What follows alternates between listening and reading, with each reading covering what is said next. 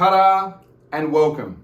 Shelving systems. As mentioned, we do have cabinet work in this room, but we do have a couple of walls we need to sort some shelving onto. And we're going to start with this particular one today, which we're going to be using the wall stripping system of flexible home storage. So at the end of the day, I'm sure you've seen it. Again, I seem to keep referring back to the primary school, the green carpet, you know, the library sort of thing. And of course the shelving system, which as you will recall, is this wall stripping system where we basically put the rails in and we can adjust the shelving accordingly, which is exactly what we want here, because the ideal situation we want on this wall is indeed the feature Lego models that I just cleaned in a previous video. We want them basically on display probably toward the top. Working our way down, obviously I have a small model airport I just want to put in. It's just sort of a subsection of the airport that just displays a section of runway and obviously comes in onto the aprons there, where we're obviously going to have the terminals and a few commercial airliners lined up. Not a big thing, I just don't have the room for that. Would love to, we just don't have that. Moving down to another shelf full of don't know yet. Again, we can adjust whatever we need. And then a final shelf at the bottom, which will be just raised off the floor to obviously just hold drawers possibly, or just some crates of Lego or something like that. Again, we want to be looking after the floor at the end of the day, so we lift it up just to give it that little bit of room. And again, I don't really want to put shelving directly onto the floor that's going to imprint it down the track. At the end of the day, we can adjust and rearrange and we still keep that beautifulness there. So if you don't want the shelf too chaotic, we can take some things off and see straight through. So that's the plan of attack anyway. Let's see what we can do and come up with this. I don't want to bore you too much with details. It's pretty much going to be, this is what we're going to do and I'm going to do it. There'll be a lot of trial and error as we go along. The instructions are pretty clear on what to do, so I'm not going to bore you with section by section. We're going to keep tools.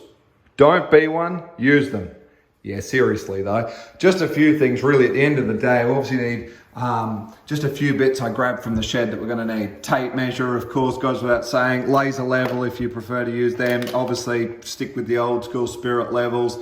Screwdriver is probably as complicated as I think we're going to need. Hammer, I don't care what job you do. Every good person needs a hammer. Just ask Frank Spencer. And then obviously just a cordless driver. And bigger spirit levels as needed. One thing I'll say, because we're going into masonry here at the end of the day, please don't waste your time or damaging your drill. And I don't care even if it does have the hammer option available on it. At the end of the day, just grab yourself an SDS drill, knife through butter, watch a YouTube video if you don't know about them. If you need to do a lot with, especially with reinforced concrete walls, floors, in fact anything where you're going into masonry, just grab an SDS drill. It's the best thing you're ever going to buy. I picked mine up secondhand for $100. I've never looked back. The difference between the bits is obviously at the end of the day, it's got this section where it can actually roll up and down as it's hammering away, and it's a knife through butter. One of the best investments you'll ever buy. Top advice. Other than that though, all the usual bits and pieces we need to get this knocked out. It's a very straightforward kit that goes together. It's designed for any person to do with minimal tools. So that's it.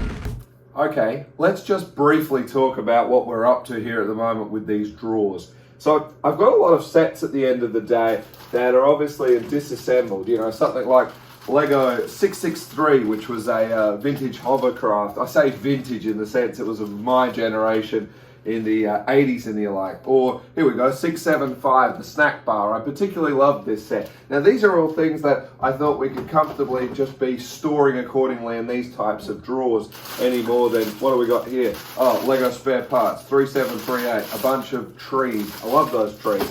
We can pop all them in the drawers, we know what they are.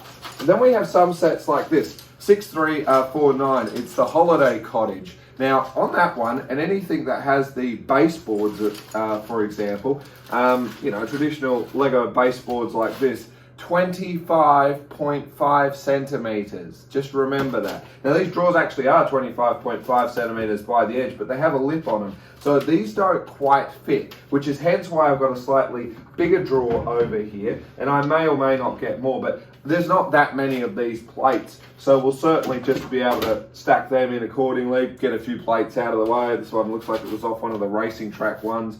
So anyway, we'll take care of all of that. And then I guess the other thing is we've got just a few other key ones. For example, this one, which was actually 6391. I might just pop a picture in here. Yes, indeed. This was a freight loading depot and something a bit special. Now, there were quite a few bits in this one, and indeed it did have these as well. So with ones like that, I'm very tempted to actually just pop those into these drawers, any more than I definitely know for the model airport that we have here. Of course, happy days, the wonderful airport which I love, and I believe we've got the box somewhere which is on display, but I don't want the box to deteriorate with the weight while it's up there. So what we'll do is, I've got all of that locked up, all the stuff in a box here, sealed up in the bags. In fact, now I look at it, there's lots of other little kits in there as well. Now all of them can comfortably just slide straight into one of these drawers. So there was actually no purpose of them other than, oh, well, that's a good idea. Now the option is to obviously get more of these drawers, but I think this sort of breaks it up a bit.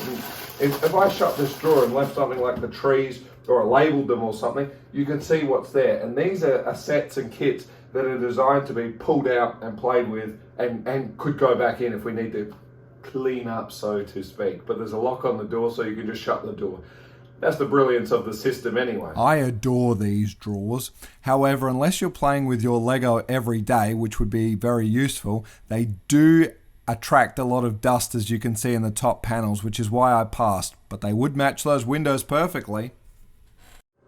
So here we are with the shelves done. But just to take a moment to the special loved ones that make all these dreams a possible reality, and while there is a general rule indeed of no food or beverages in this room, we need to just take one special moment once again to my very special wife Monica, who was busy today making a German plum cake and has made it, prepared it, wants me to come down, sit down with her and enjoy it now. So in which case, I need to once again put the video on pause again, but I think you'll agree, and I'm breaking the rule just on this, that how can you say that that isn't worth going down and sinking your teeth into that magnificent piece there? Fantastic stuff. I'm going to enjoy every minute of that. And I thank her again for letting me do this and for looking after me and keeping me well satisfied in the tummy department, so I have the energy to keep on going with these videos.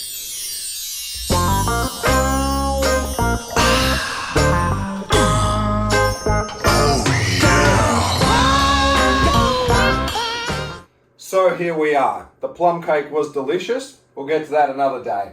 But here we are with the shelving. And look, I am a little disappointed that we haven't got the last shelf on to do with this model airport. But as you can see in the next pictures here, is that we are currently under construction with it, and it's sort of a little bit of its own sub-story, so let's not hold anything down. That's really just to do, again, that's not really going to be a big crazy airport that would take up this whole room. It's really just a subsection to have a few key planes on display on the runway or what taxiways and that, and I do want to obviously illuminate it with LED in a particular style of way that's somewhat accurate, but it's just something to fill that shelf up. But the concept is, as you can see with the brackets, we're going to have it come out just enough here and we'll drop it down a shelf level in there. What's going here? I don't know.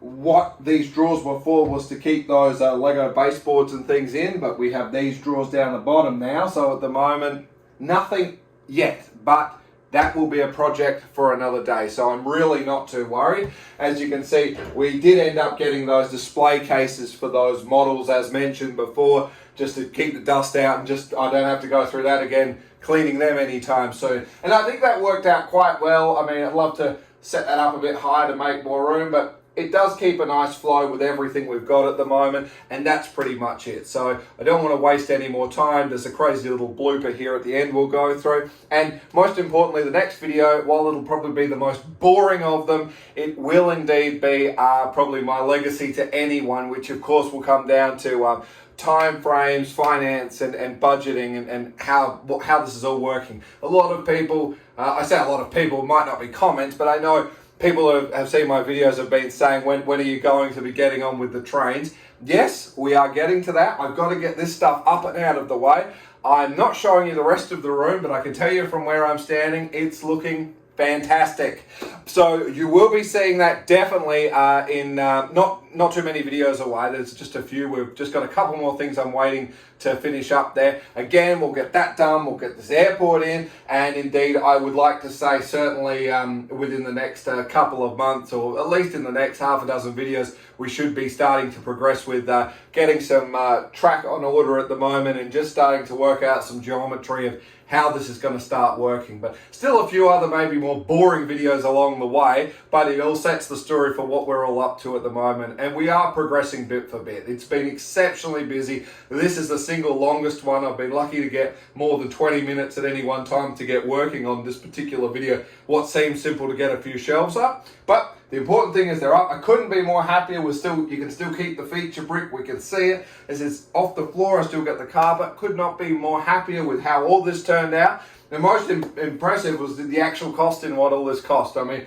literally for a couple $100, we have this entire system here, and I could not be happier with it. Needless to say, there's a wall over here next to the door. I don't know what we're going to do there yet. Something's going to need to go there. But again, most importantly, we'll get this airport sorted, and at the same time, we've got the on order for the lighting, the LED lighting, which will be coming up shortly. So might be a little bit of a break here and there. Very busy year, but we are going to be progressing as we go along. Thanks so much. The carpet, I love it. So I don't want to get anything wrong there. So as a result, we're going to be installing this, what is this stuff called?